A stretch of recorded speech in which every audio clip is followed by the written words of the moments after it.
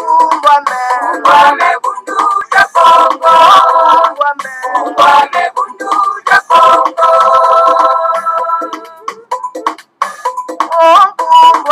Ungwame bundu ja Kongo.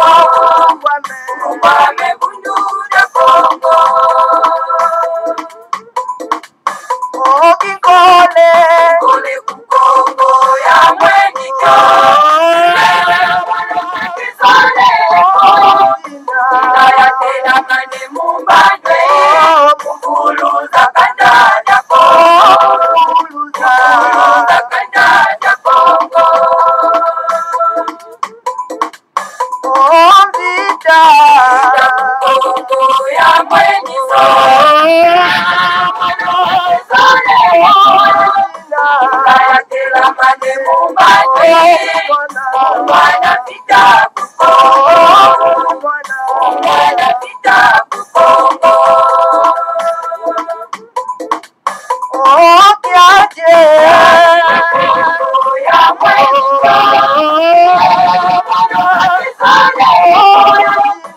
Ndaya tena mane mumbandwe. Kanda ja Kongo. Kanda ja Kongo.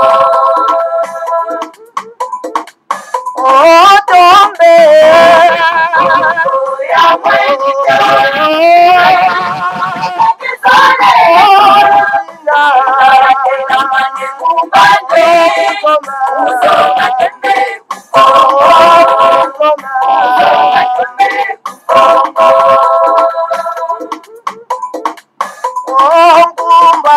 Ungwame bundu ja Kongo. Ungwame bundu ja Kongo. Ungwame bundu ja Kongo. Ungwame bundu ja Kongo. Ungwame bundu ja Kongo. Ungwame bundu ja Kongo. Ungwame bundu ja Kongo.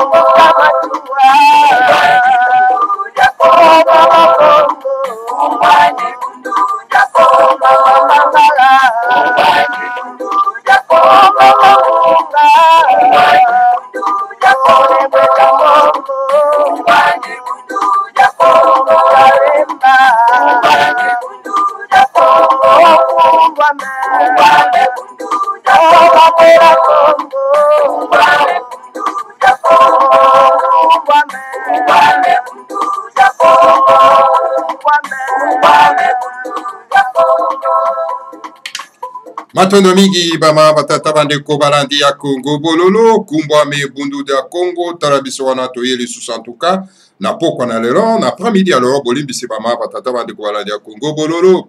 En tout cas matondo mingi bama batata bandeko balandi ya Kongo bololo. En tout cas topesi bino solo penda en tout cas ba yenge ba mbote ba lusako na bino banso bama batata bandeko balandi ya Kongo bololo pambate lelo ezali ya solo penda en tout cas mokolo mwa mposo mokolo mwa zomi na libwa ya sanza zomi na mibale mobu ya koto mibale na tuku mibale tokomi bongo na ngonga ya zomi na mine na miniti zomi na motoba elingi koloba ngonga mibale na miniti zomi na motoba ya sima ya nzanga.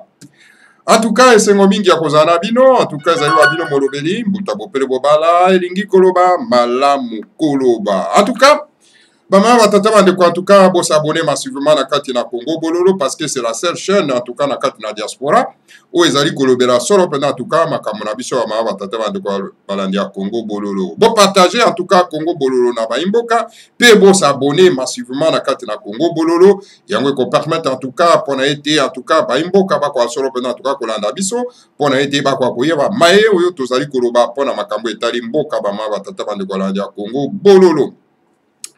Et voilà, de long, en tout cas, bama batata bandeko balandi ya Congo bololo tuyena auto mekana ko beta 7 so pena na maimazali ko lekana kati na mboka ma tata bandeko balandi ya Congo bololo. Toko traiter en tout cas moi 3 points.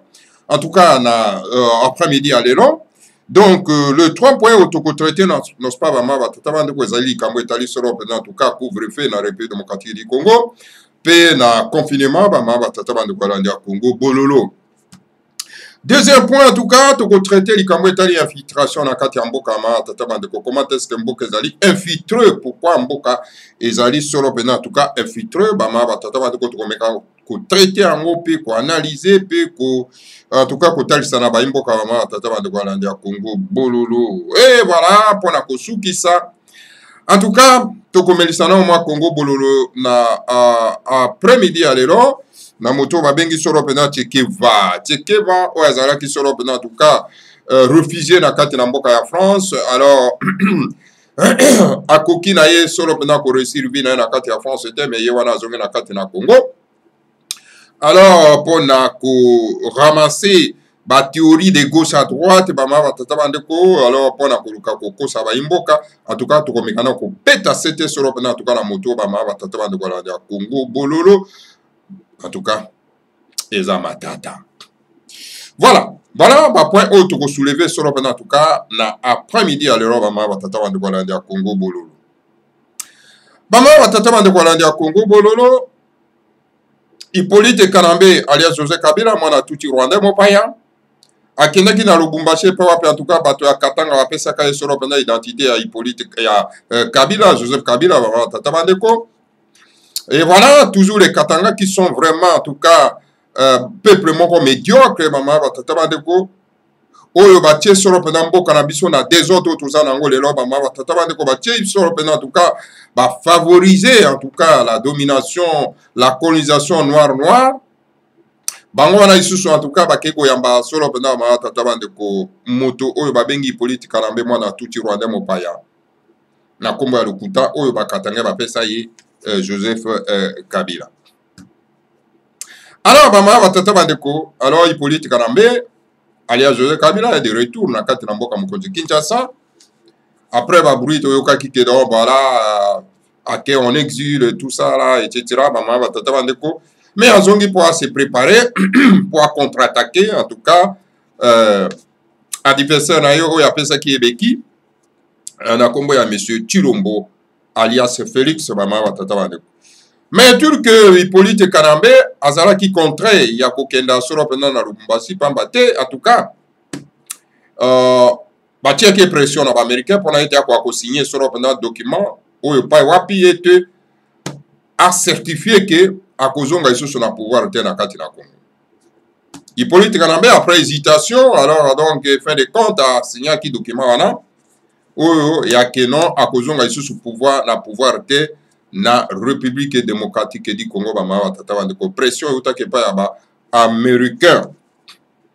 Alors Hippolyte Kanambe donc azali on a préparatif na ye pour na koluka ndenge nini akoki soro pena en tout cas koti kamboka wana mais kasi boyebi un kadogo hein un étranger infiltré un clandestin un immigré clandestin dans l'histoire de l'humanité a commis président à kati mboka moko vona comme la République démocratique du Congo donc a concédé na été donc a koluka par tous les moyens pour se bagarrer na monsieur Chilombo bama batata bande ko la dia Congo bololo. Donc voilà tous autres causes là mais oyo ye azali ko se préparer pour na été akoti a solo pendant mboka na mobulu parce que ye moka lo baki été donc a ko faire reculer mboka ya Congo na 50 ans en arrière. Un immigré clandestin, président de la République démocratique du Congo, a lobby qui a côté en mboka ya Congo na moto, na fils et à 100. Donc a fait reculer la République démocratique du Congo à 50 ans en arrière. Alors, l'est ainsi. Voilà, maman, batata bande ko wana ezali information concernant Hippolyte Kanambe. Tolobela nano ba mama tata bande ko na likambo etali couvre-feu. Toujours comprendre te moto babengi Chilombo. Moto babengi Chilombo tellement qu'il n'est pas intelligent. Alors donc il veut s'amuser na bana somi ya mboka ya Congo. Donc monsieur Chilombo alias Félix alinga zo mboka ya République démocratique du Congo lokola un restaurant. Moi restaurant na ye et pas wapi en tout cas ba imboka bana somi ya mboka ya Congo bazali wana kombe ba travailleur na ye ba mawa tata bande. Alors donc voilà Chilombo a décrété couvre-feu na kati ya mboka. Pourquoi couvre-feu? Mboka za na guerre te. Alors pourquoi monsieur Chilombo a décrété couvre-feu na kati ya mboka? Mama tata bande kwa la Congo bolo. Monsieur Chilombo ayoki kaka France alobi ete, Allemagne alobi ete, Europe alobi ete, deuxième vague ya coronavirus ye, yepe kuna alobeli makambo ya deuxième vague coronavirus ye. Na Europe balobi ete à partir de 21h jusqu'à 5h du matin, donc bato bakotambola te, yepe kuna décrété à plus à partir de 21h, bato bakotambola te. Quel genre de homme politique? Quel genre d'homme politique a moto? Alors, ou bien, M. Tshilombo, Azali n'a pas mauvais conseiller, ou le bazar ko pesa conseil à Mabe, pour que la population va inaye, pour que la population va se soulever contre lui, ou bien Azo Sarango par son les compétences notoires. Il y a qu'à gérer un grand pays, le la République démocratique du Congo.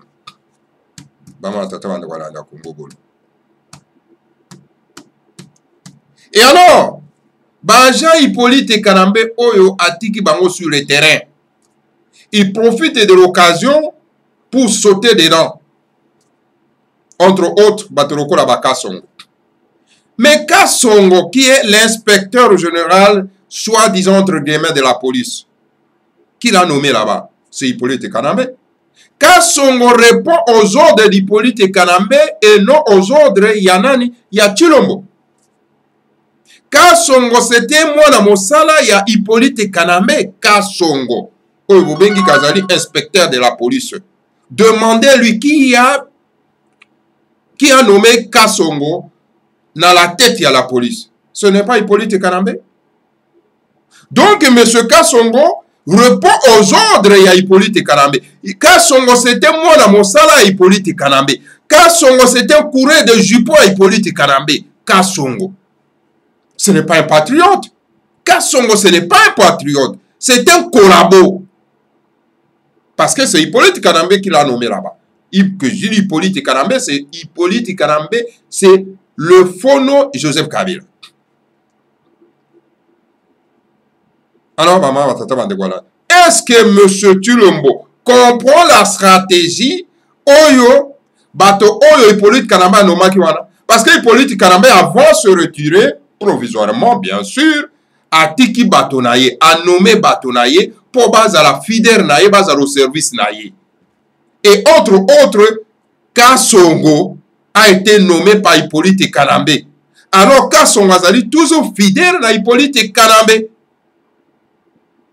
Alors donc, Esengeli Kassongo a dit à mesure moko impopulaire où est que la population va se soulever contre M. Tshilombo afin que Hippolyte Kanambe a l'occasion ya kozonga na Bokonzi na mboka ya Congo mama tatabano. Et le Kassongo joue ce jeu-là. Vous croyez que Kassongo qui a été nommé par Hippolyte Kanambe a ko désobéir na ba pacte na bango ba signa wana ndenge nini ba kosala pour que ye Hippolyte Kanambe ko kozonga na pouvoir. Alors voilà, monsieur Tshilombo tellement que bongo muke mayele muke azali incapable ya ko se débarrasser na bato oyo Hippolyte Kanambe anomaki pour ba préparer terrain ba bongisa terrain. Na tata wando. Yango wana pona ko konza mboka il faut kozana mwa mayele. Vous croyez que Motolokola oyo babengi comment il s'appelle? François Béa alias François na kombo ya bapaya. Ou azali moto ya sécurité ya Tshilombo alias Félix. Vous croyez que vous allez fidèle na Tshilombo que na moto na ye oyo atinda ki azala peme na Tshilombo. Donc monsieur Béa alias François azali mwana mosala Hippolyte Kanambe. C'est un agent ya Hippolyte Kanambe. Azali fidèle à Hippolyte Kanambe. Maman tata de voilà da Congo bolo. Alors, mosala nini ya koyi kosala oyo koyi kozala contre nos pas son maître oyo atia ki na place wana. Mais M. Tshilombo ne comprend absolument rien. Il ne comprend rien parce qu'il n'était pas prêt à prendre le pouvoir à la tête du pays. Dans un pays où notre peuple vit que par le taux du jour. Ce qu'on y a bango, aucun côté à bango na confinement. Oti à bango le bakeno à partir de 21h jusqu'à 5h du matin, mota ko bi matin et 5h batwa za na kati anda. Pendant que nous savons très bien que même les journalistes occidentaux disent qu'ils se posent même la question. Ndenge nini Afrique ezali épargné na bokono oyo. Les journalistes africains, les journalistes européens posent cette question. Bazo poser question là. Et ni kolobake na mboka na biso bokono wana ezali te. Nous sommes épargnés na bokono wana. Et voilà, nous avons une classe politique médiocre, une classe politique malade, une classe politique ya moyibi. Alors, balingi sikoyo ba esclavagiser bande konabiso mama batata bande wala ya Congo bolo. Ba yebi trebe ke bokono wana ezali te. Ezali kuna te. Mais tala balingi ba esclavagiser bande konabiso mama batata bande. Tango kaka Europe elobi ete deuxième vague de koti na ango, bango pe kuna bazui ba memi walobe deuxième vague de koti. Tango kaka mokili na pote elobi ete à partir de 21h jusqu'à 5h du matin, bato ba bimate, bango pe kuna ba récupérer, allez, à partir de 21h jusqu'à 5h du matin, bato ba bimate. Mais il faut qu'on ait la paramètre, monsieur Tshilombo. Il faut qu'on ait la paramètre. Bozu oyo ezali na bato ba politicien oyo baza na mokili Mamputu ezali na ngote obilo bozana ngo kuna ba infrastructure oyo nyoso oyo bato baza na ngo na poto ba supermarché moi ba économie oyo bato baza na ngo na poto ote bande ko na biso baza na mokili ma Congo ba moyen de transport approprié mo bato baza na ngo na mokili na poto ezana ngo kuna te na kati ya Congo. Mais pour nani okoluka ko faire souffrir notre peuple na bilanda ngulu oza molanda ngulu bama tata ba de kwala Congo bololo. Pourquoi chercher à torturer notre peuple? Qu'est-ce que notre peuple mérite pour na été azala torturer na ndengo na bama tata ba. Mes chers frères, bana somi amboka ya Congo. Esengeli bo fungola miso na bino. Bokono wana ezali kune pa na bino te. Bokono wana ezali awa na mokili Maputo. Kuna epa na biso ezali te. Ba journaliste ya mokili na poto baza ko mituna balobi ndenge nini Afrika ezali épargné na bokono oyo. Baza ko mituna. Parce que kuna ezalité. Alors donc, la classe politique médiocre wana, lokola ba Tshilombo, ba Kasongo, donc ba linginde ba boma bino, ba actifier bino, ba torturer bino, beaucoup fois. Alors, esengeli boye ba notre peuple. Le dernier mot na kati ya mokili ezaka epai ya peuple. Alors, soulevez-vous contre cette classe politique médiocre. Soulevez-vous.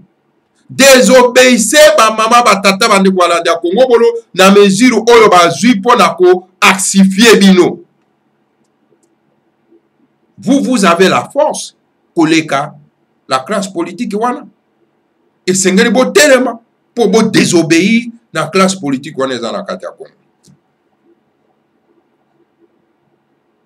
Car la population c'est une force. Population ezali force. Bolo batato mokonzi ya mboka alobi, mokonzi ya mboka te, mokonzi ya mboka oyo alobaka pona les biens à son peuple. Un leader politique azali moto oyo a défendaka les intérêts de son peuple. Akoko ke na la contre-intérêt à peu près na été. Bino boli akana taux du jour. Comment va que na boyebisa bino ke à partir à 21h jusqu'à à 5h du matin, bobi matin, bozana banda. Pendant que moyen de transport na mboka na bino ezali passi. Bongo boko obéir la classe politique médiocre dirigée par Chilombo alias Félix. C'est un criminel, un assassin. Moto akena ko pesa politique na mbebeki. Alors na yango ba mama tata bande kwa landa Congo bololo, il est temps qu'on se soulever contre cette classe politique médiocre. Chasser cette classe politique médiocre.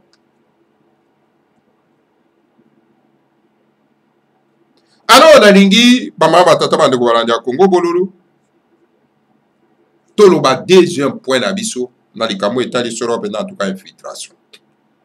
Nayoki moto oyo babengi Bosembe aza kolobana ke non bafu bakoti na mboka tozali infiltré etc etc. Mais ba mama tata bande kwa landa Congo bolo.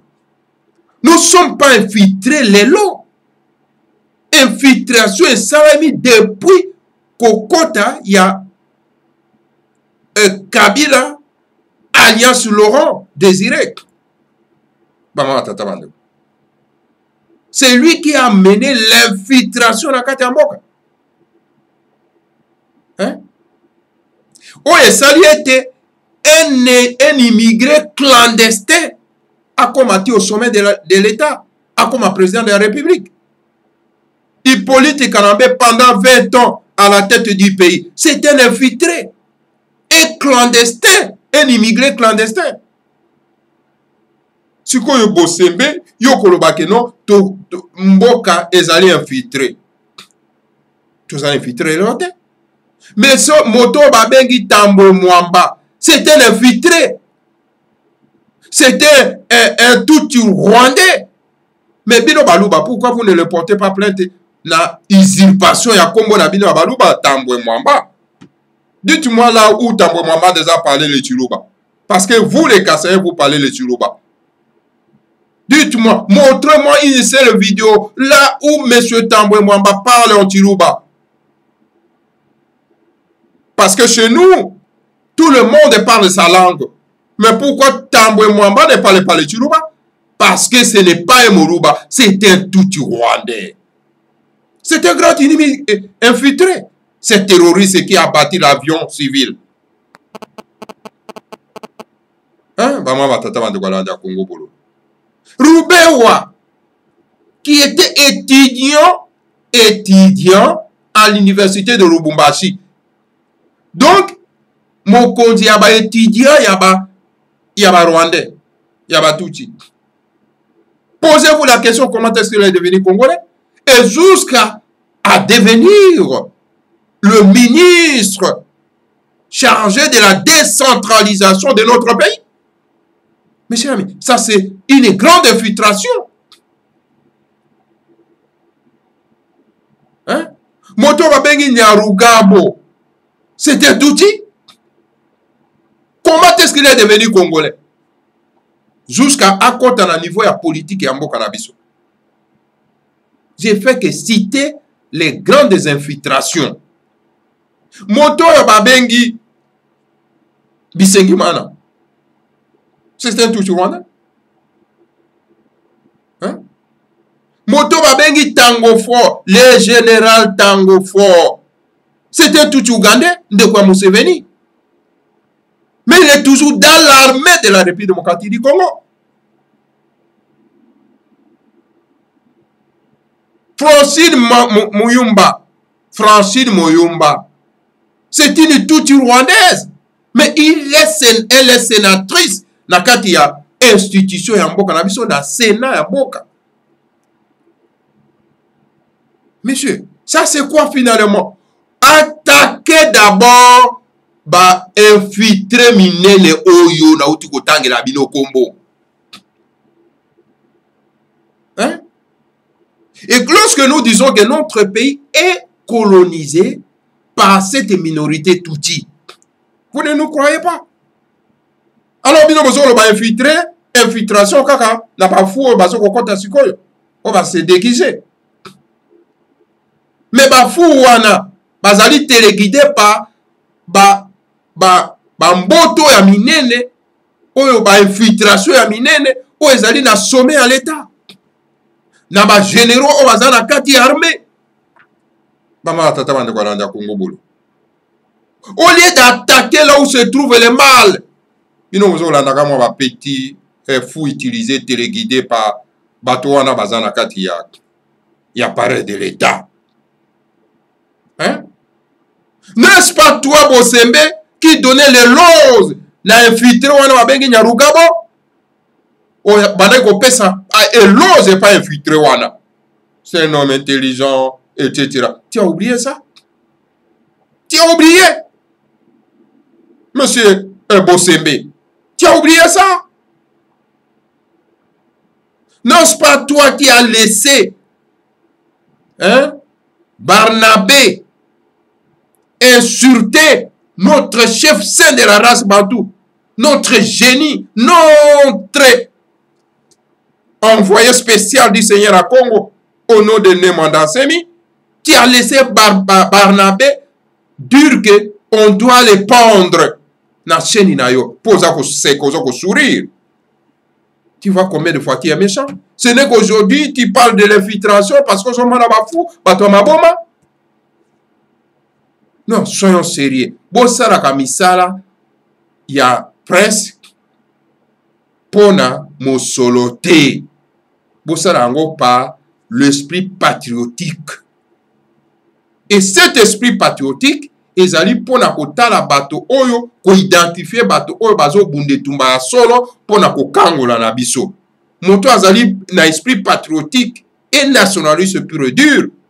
Akoki jamais kotika moto lokola Barnabé avant na plateau na ye pour que asala aloba maloba moko déplacé na un sage de la race bantou lokola ne manda semité. Alors, l'infiltration est au sommet de l'État. Combattons ces gens-là. Maîtrisez-le. Mettez-le hors d'état de nuire. Bango batwaza responsable ya babatwa maboma wana obaza kokota. Et puis bakasongo bayebi yango. Kasongo ayebi yango. Kasongo sait très bien l'origine, n'est-ce pas, de ces fous. Kassongo, parce que Kassongo, c'est moi la Moussala Hippolyte Kanambe. C'est Hippolyte Kanambe qui l'a mis là-bas. Mais ce Kassongo, c'est Hippolyte Kanambe qui t'a mis là-bas comme inspecteur de la police. Démissionne comme tout le monde démissionne. Tambo Mamba est prêt à démissionner. Mabounda a été chassé. Toi aussi, tu dois démissionner parce que tu as été choisi par Hippolyte Kanambe. C'est Hippolyte Kanambe, alias José Kabila, qui t'a mis là-bas. Alors, comme il t'a mis là-bas, tu es au service d'Hippolyte Kanambe. Tu ne peux pas être au service de notre peuple. Monsieur Kassongo. Moi, je ne sais pas qu'est-ce que monsieur Chilombo attend de chasser ce monsieur-là. Alors voilà, bama batata bande kolanda Congo bolo ezali kia dipe mawa kozana ba politicien médiocre na kati ya mboka ma tata bande ko Congo ezo mérité punition yote bama tata bande ko. Hein? Alors pona ko suki satuka na poko na la bama batata bande ko na ba ke na oza mokuse penza hein bama tata bande ko. Donc esenge bande ko na biso ko yeba ete bokono oyo ya eubimi na mokili maputu ezali pa na bisote. Notre le Seigneur à Congo nous a épargné na bokono wana na mokili na mboka na biso. Ezali te. Botu na ba journaliste amindere baza ko mituna. Baza ko se poser ba question. Baza poser cette question. Bama tata bande voilà. Parce que bango bakanisa kike bokono eko ravaser biso kuna. Mais bazo comprendre tendenge nini tozali ravaser kuna na Afrique te. Alors tala bakonzi bato balobi ke baza bakonzi. Alors bazo participer donc à la crime contre notre peuple. Donc moto babengi Chilombo c'est un assassin, un criminel, il faut se débarrasser de lui. Parce qu'il travaille, il est au service des étrangers et non au service de notre peuple. Voilà. Maman, tata bande kwa landi ya Congo Bolo. Mon message est pas à moto babengi Chikeva. Qui est Chikeva? Chikeva azalaki donc un goundiste, donc un immigré nakati ya France. Azalaki na immigré wana. Alors musala ezeli musala peza passe sur ozana mokila mapoto il faut zana moi bopikiliki pona ko travailler pour te ko gagner ka moi salaire na yo ko permettre yo pona ko lesa libota puis ko sala quelque chose na kati ya mboka. Alors donc Chekeva azali na mesure ya ko sala musala anda il fallait ko zonga na mboka. Alors si ko cible na bango facile ces escrocs ba escrocs ana ba cible bango facile. Donc, le grand-mère de Mandassem. Tant que vous avez kati na France, tu peux y biso lobby mokolo mayenga, akakoya ko talisa biso qui est Chekeva, Chekeva. Hein? Donc, azo kene nazi kwa pona kozwa ba livre ya le grand-mère de Mandassem azako tanga, azako ko nourrir connaissance na ye, ba livre ya le grand-mère de Mandassem. Alors, si vous avez un mboka, ake ko fabriquer, ko fonder, ko fabriquer na ye moi et loko na ye, moi lingomba na ye, a comme na donc si c'est facile ko dénigrer na ye le grand maître de Mandassem. Que non voilà le grand maître de Mandassem, il est motabebi si kombo ya ngulus kimbango. Et suivez-le, suivez-le. Makambaza koloba ayebi yango ata mukete. Hein? Il n'a même pas la connaissance à air du verso. Mais c'est ce qui va. Tu es qu'un pauvre aventurier. Tu es qu'un cobaye. Makambozo logo yebi angote. L'enseignement yebi angote. Kota na bukongo pose enseignement. Tu dis des choses que tu ne maîtrises pas.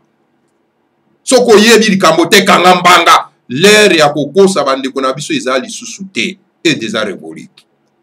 Et si quand tu as le côté, zali to koya ko détruire le kuta wana. Chekeva ne connaît pas la mission de Fumukimbango. Chekeva ne connaît pas Fumukimbango. C'était qu'un petit aventurier. Un petit fou. Un aventurier. Azolo bama kamaza ko maîtriser te bama batata bandeko. Alors donc, faites attention. Faites attention na ko utiliser kombo ya Fumukimbango na appétit ya yo moko. Faites attention. Fumukimbango ce n'est pas un petit Jésus que vous utilisez son nom à tout moment pour na kosala donc mon solo. Voilà mama batata bande kwa landi ya Congo Bololo.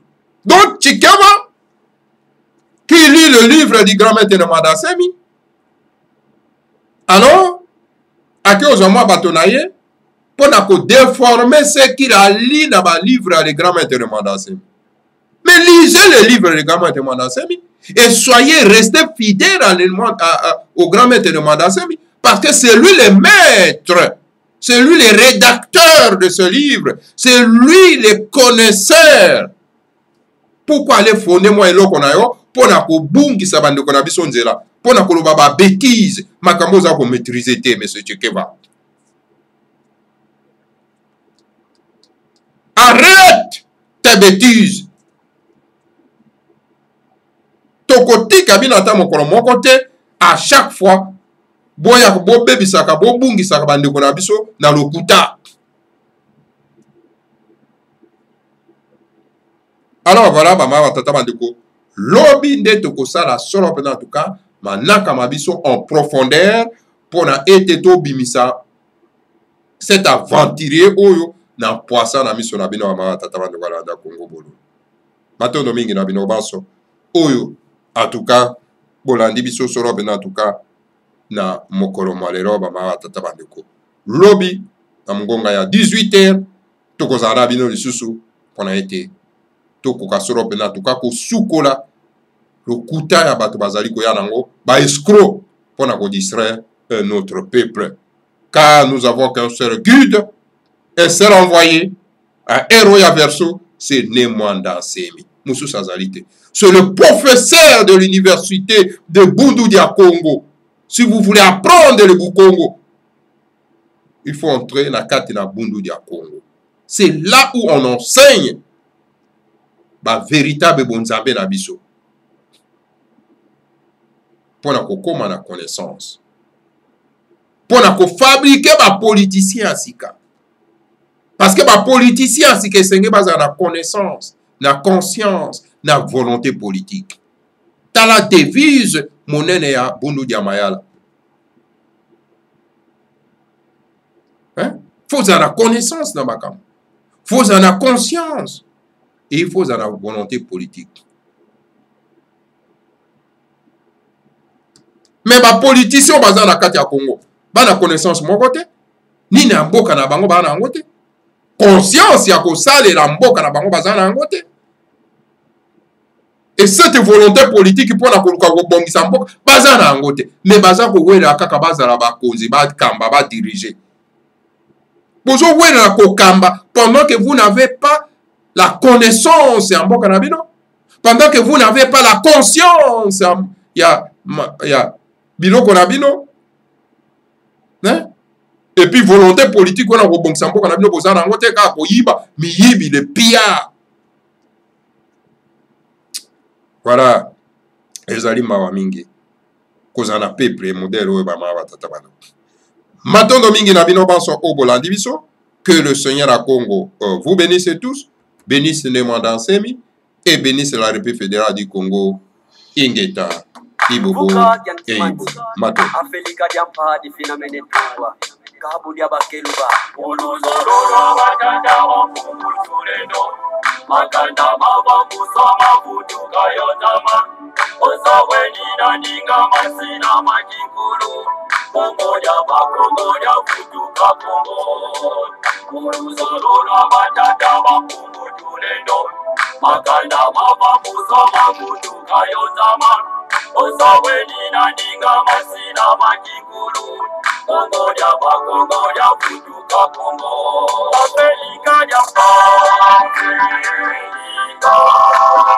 Afelika dia Palina Tuwa. Afelika dia Afrika. Yapa Divina Mene Tuwa. Afelika dia Afrika. Afelika dia Palina Tuwa. Afelika dia Afrika. Yapa Divina Mene Tuwa. Efi ambaya mbita ketima na kukongo. Ipanza kya Kongo yekibuka kya timati. Efi ambaya mbita ketima na kukongo. Kongo ya bakongo ya futuka Kongo. Efi ambaya mbita ketima na kukongo. Ipanza kya Kongo yekibuka kya timati. Efi ambaya mbita ketima na kukongo. Kongo ya bakongo ya futuka Kongo. Afelika ya Afrika. Afelika ya Palina Tuwa. Afelika ya Afrika. Yapa Divina Mene Tuwa. Afelika ya Afrika. Afelika ya Palina Tuwa. Afelika ya Afrika. Yapa Divina Mene Tuwa. Zakuza kuna tantu zazo sina katulwa. Uluzololwa batata makungu tulendo. Sikumi azone za kwanza zinatungwa. Yevuka na ukivuka katimati. Zakuza kuna tantu zazo sina katulwa. Uluzololwa batata makungu tulendo. Sikumi azone za kwanza zinatungwa. Yevuka na ukivuka katimati. Afelika ya Afrika. Afelika ya Palina Tuwa. Afelika ya Afrika. Yapa Divina Mene Tuwa. Afelika ya Afrika. Afelika ya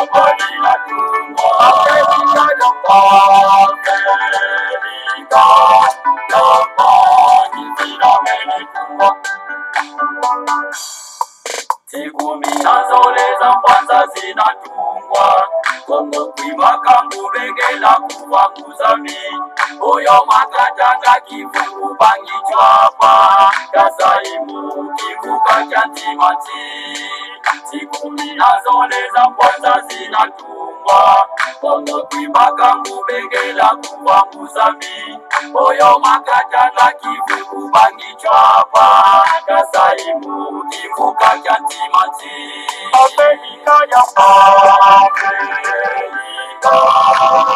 Afrika ya Marina Tumbo Afrika ya Isina Mene Tumbo Afrika ya Afrika ya Marina Tumbo Afrika ya